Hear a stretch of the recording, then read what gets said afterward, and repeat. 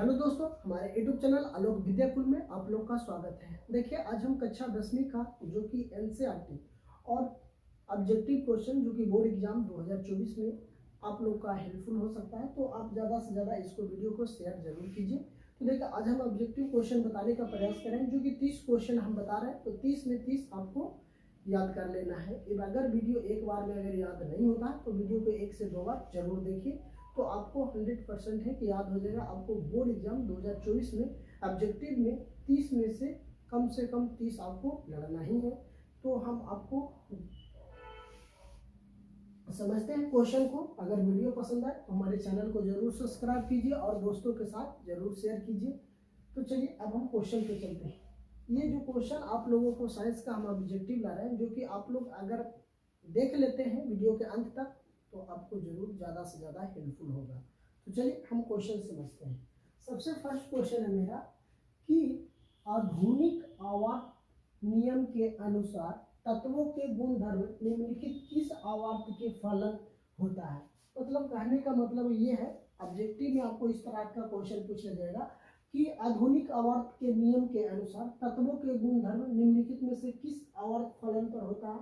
तो परमाणु संख्याओं के, है ना, किसने, परमाणु संख्याओं के अंत। दूसरा नेक्स्ट क्वेश्चन है मेरा, आधुनिक आवर्त सारणी की क्षैतिज कतार निम्नलिखित में से क्या कहलाती है। कहना क्वेश्चन ये आप लोगों को पूछा जाएगा कि क्षैतिज आपको क्वेश्चन आपको रहेगा, आधुनिक आवर्त सारणी की क्षैतिज कतार निम्नलिखित में से क्या कहलाती है। आवर्त कहलाएगी, क्या कहलाएगी, आवर्त कहलाएगी। नेक्स्ट क्वेश्चन है, लोहा के फाइलिंग पैन को जंग से बचाने के लिए निम्नलिखित में से कौन सी विधि उपयुक्त है।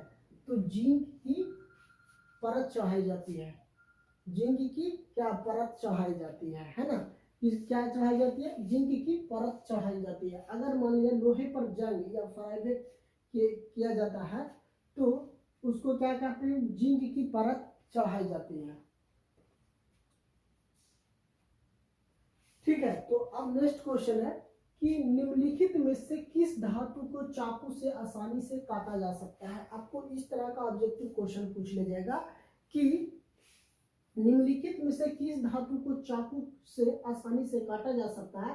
तो सोडियम को काटा जा सकता है। किसको, सोडियम को। आपको हिंदी में भी दिया हुआ रहेगा या तो इंग्लिश, तो NaCl अगर हिंदी में लिखा रहेगा तो सोडियम लिखा हुआ रहेगा, है ना, सोडियम लिखा हुआ रहेगा। तो आप समझ जाइएगा। अब करें, निम्नलिखित में से कौन गैस चूने के पानी से धो कर देता है। मतलब कहने का नेक्स्ट क्वेश्चन है कि निम्नलिखित में से किस धातु को चाकू से आसानी से काटा जा सकता है। तो किसको, CO को, है ना, किसको, CO को काटा जा सकता है। ठीक है, अब मेरा नेक्स्ट क्वेश्चन है कि ट्राइटिक अम्ल निम्नलिखित में से किसमें पाया जाता है। तो ट्राइटिक अम्ल होता है, किसमें पाया जाता है, सिरका में पाया जाता है। किसमें पाया जाता है, सिरका में पाया जाता है। तो आप समझ रहे हो कि, है ना, ट्राइटिक अम्ल किसमें पाया जाता है, सिरका में पाया जाता है। अब मेरा नेक्स्ट क्वेश्चन है कि जिप्सम का रासायनिक सूत्र क्या होता है। जिप्सम का रासायनिक सूत्र होता है CaSO4 2H2O, है ना। जिप्सम का रासायनिक सूत्र होता है CaSO4 2H2O। ठीक है, अब कह रहा है जिंक तथा सल्फ्यूरिक अम्ल के बीच अभिक्रिया से निम्नलिखित में से कौन सी गैस निकलती है। तो कौन सी गैस निकलती है, H2O। कौन सी गैस निकलती है, H2O निकलती है। अब नेक्स्ट क्वेश्चन है, आयोडीन की कमी से कौन सा रोग होता है। तो घेघा। मतलब आप कभी कभी देखते हैं किसी को घेघा फूल जाता है तो उसको किसकी कमी से होता है। तो आयोडीन की कमी के कारण होता है। तो आयोडीन की कमी के कारण कौन सा रोग होता है, तो घेघा रोग होता है। ठीक है, अब मेरा नेक्स्ट क्वेश्चन है कि निम्नलिखित में से कौन पिट्यूटरी ग्रंथि से निकलने वाला हार्मोन है। कहने का मतलब है क्वेश्चन को कि निम्नलिखित में से कौन पिट्यूटरी ग्रंथि से निकलने वाली हार्मोन है। तो वृद्धि हार्मोन, जो वृद्धि होता है वो कहाँ से निकलता है, पिट्यूटरी ग्रंथि से निकलता है। ठीक है, नेक्स्ट क्वेश्चन है कि अम्बिवा में अलैंगिक जनन किस विधि द्वारा होता है, तो विखंडन विधि के द्वारा। किसमें होता है? विखंडन विधि के द्वारा होता है ना, विखंडन द्वारा। अब क्या है, नेक्स्ट क्वेश्चन है, फूलों का कौन सा भाग फल में बदलता है? तो कहने का मतलब ये बच्चों कि फूलों का कौन सा भाग फल में परिवर्तन होता है या तो बदलता है, तो अंडाशय। जो अंडाशय होता है वही जो फूल का जो पंखुड़ी नीचे में होता है वही क्या होता है, अंडा में अंडाशय, उसको हम क्या बोलते हैं, अंडाशय। तो फूल का कौन सा भाग, तो कौन सा भाग, अंडाशय को हम मार देंगे ऑप्शन, ठीक है। अस्टोमा के फूलने और बंद होने की क्रिया को नियंत्रण करता है किसके द्वारा? द्वार कोशिकाएं द्वारा। किसके द्वारा? द्वार कोशिकाएं द्वारा। अब मेरा नेक्स्ट क्वेश्चन है कि निम्नलिखित में से कौन सा वृक्क की संरचना एवं क्रियात्मक इकाई है? तो नेफ्रॉन। कौन सा होगा? नेफ्रॉन होगा। मेरा क्वेश्चन है क्या? नेफ्रॉन होगा। अब मेरा नेक्स्ट क्वेश्चन है बच्चों कि मानव का प्रमुख उत्सर्जित अंग निम्नलिखित में से कौन सा है? तो वृक्क है। क्या है? मानव का वृक्काणु, मानव का प्रमुख उत्सर्जित अंग निम्नलिखित में से कौन है? वृक्क है ना। तो ये क्वेश्चन आप लोगों को समझ में, वीडियो के अंत तक जरूर बने रहे। अगर वीडियो पसंद आए तो हमारे चैनल को जरूर सब्सक्राइब कीजिए। तो देखिए आपको जितना भी अगर आपको हम क्वेश्चन बताएं बच्चों, आपको मोस्ट इम्पॉर्टेंट क्वेश्चन बताए हैं, तो आप जरूर वीडियो को शेयर कीजिए और दोस्तों के साथ शेयर जरूर कीजिए। अगर आप वीडियो पे नए हैं तो हमारे चैनल को जरूर सब्सक्राइब कीजिए और हमें कमेंट बॉक्स में जरूर प्रतिक्रिया दें कि आप लोगों को वीडियो कैसा लगा। तो चलिए हम इतना 10-12 क्वेश्चन समझिए। अब मेरा नेक्स्ट क्वेश्चन है बच्चों कि सिंड्रोम क्या है? सिंड्रोम क्या है? क्वेश्चन है कि सिंड्रोम क्या है। आपको इस तरह का क्वेश्चन पूछ लिया जाता है कि सिंड्रोम क्या है। तो सिंड्रोम एक नर लिंग हार्मोन है। क्या है? नर लिंग हार्मोन है, ठीक है। अब मेरा नेक्स्ट क्वेश्चन है कि जब किसी अभिक्रिया के समय किसी पदार्थ में ऑक्सीजन की वृद्धि होती है तो निम्नलिखित में से क्या कहा जाता है?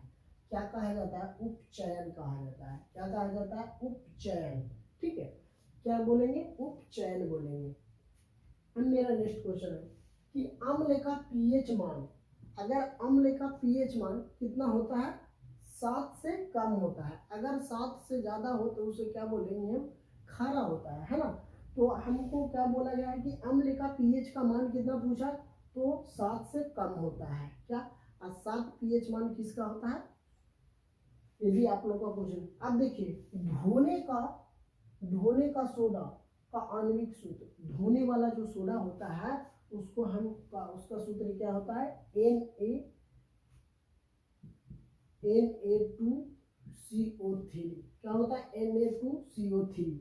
इसको सूत्र होता है धोने का सोडा का, ये रासायनिक सूत्र है Na2CO3, ठीक है। अब कह रहा है कि मधुमक्खी का डंक एक अम्ल छोड़ता है, मतलब कह रहा है मधुमक्खी का जो डंक होता है एक अम्ल छोड़ता है जिसके कारण दर्द एवं जलन का अनुभव होता है। वो कौन सा अम्ल छोड़ा जाता है? जो मधुमक्खी देखे होंगे, अगर मधुमक्खी किसी को अगर काटता है तो ये क्या होता है? दर्द होता है या जलन टाइप का होता है। तो जलन टाइप का होता है तो कौन से अम्ल छोड़ा जाता है? तो मिथेनोइक अम्ल छोड़ा जाता है। कौन सी? मिथेनोइक अम्ल छोड़ा जाता है। उसके कारण अगर मधुमक्खी काटती है तो उसके कारण हमको क्या होता है? जलन होता है या तो लहर होता है।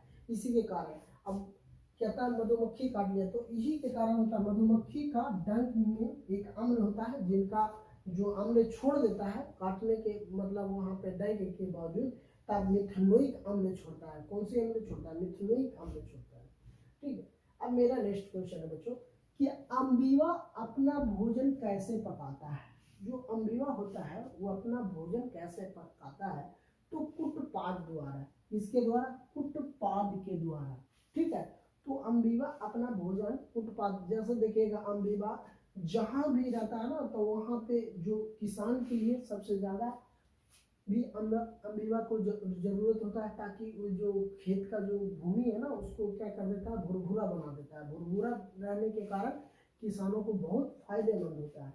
अब देखिए नेक्स्ट क्वेश्चन है कि कौन सा एंजाइम वसा पर क्रिया करता है ना। कि कह रहा है कि कौन सा एंजाइम वसा पर क्रिया करता है? तो लाइपेज है ना। कौन सा अम्ल, तो बसा, तो लाइफ पेज। अब मेरा नेक्स्ट क्वेश्चन यहाँ देख लीजिए कि किस प्रकार के शोषण से अधिक ऊर्जा मुक्ति होती है, तो वायवीय, है ना, वायवीय। अब मेरा यहाँ नेक्स्ट क्वेश्चन है, मछली का शोषण नाक कहाँ होता है, गिलफाड़े द्वारा। इसको गिलफाड़े द्वारा, ये तो गिल्स द्वारा भी बोल सकते हैं, है ना। ऐसे गिल्स ही हम, मेरा क्वेश्चन का आंसर होगा, गिल्स ही आएगा ऑप्शन, ठीक है। अब मेरा नेक्स्ट क्वेश्चन है कि निम्नलिखित में से कौन सबसे कम अभिक्रियाशील धातु है, तो Fe मतलब लोहा है जो सबसे कम क्रियाशील धातु है। अब यहाँ पे मेरा लास्ट क्वेश्चन है कि कार्बन की परमाणु संख्या कितनी होती है, 6 होता है। कार्बन का परमाणु संख्या 6 होता है, जिसको कितना था, C होता है, इसका परमाणु संख्या 6 होता है। तो आपको 1 से लेकर हम आज 30 क्वेश्चन को ऑब्जेक्टिव बताए हैं, तो आप जरूर वीडियो के अंत तक देखिए, एकदम पूरा बात कीजिए, ताकि आपको बोर्ड एग्जाम 2024 में देने वाले हैं, तो आपको ज़्यादा से ज़्यादा हेल्पफुल हो सकता है। तो आप वीडियो को थोड़ा सा स्किप मत कीजिएगा, मतलब थोड़ा सा देख के बंद कर दीजिएगा, तो आपको क्वेश्चन समझ में, जो भी हम क्वेश्चन आप लोगों को बताने का प्रयास करें हैं, जो कि मोस्ट इम्पॉर्टेंट क्वेश्चन होता है, जो कि ताकि बोर्ड एग्जाम 2024 में आप लोगों को ज़्यादा से ज़्यादा हेल्पफुल हो सकता है। तो अगर आप वीडियो पे नए हैं तो हमारे चैनल को सब्सक्राइब कर लीजिए और दोस्तों के साथ शेयर कीजिए। जो अगर मेरे चैनल के बारे में नहीं जानते उनको साथ जरूर शेयर कीजिए। आप हमें प्रतिक्रिया भी दें, आप कमेंट बॉक्स में हमें कमेंट भी कर सकते हैं। कोई क्वेश्चन हो, मैथ हो, साइंस हो, सोशल साइंस, जो भी सब्जेक्ट का हो, आप हमें कमेंट करके ज़रूर बताएं। या आप लोग किस तरह का वीडियो, मतलब कौन सा क्वेश्चन आप लोग से नहीं बन पा रहा है, कौन सा क्वेश्चन बोर्ड एग्जाम में आने का संभावना है, तो आप हमें ज़रूर बताएं। तो थैंक यू दोस्तों, फिर मिलते हैं नए वीडियो में।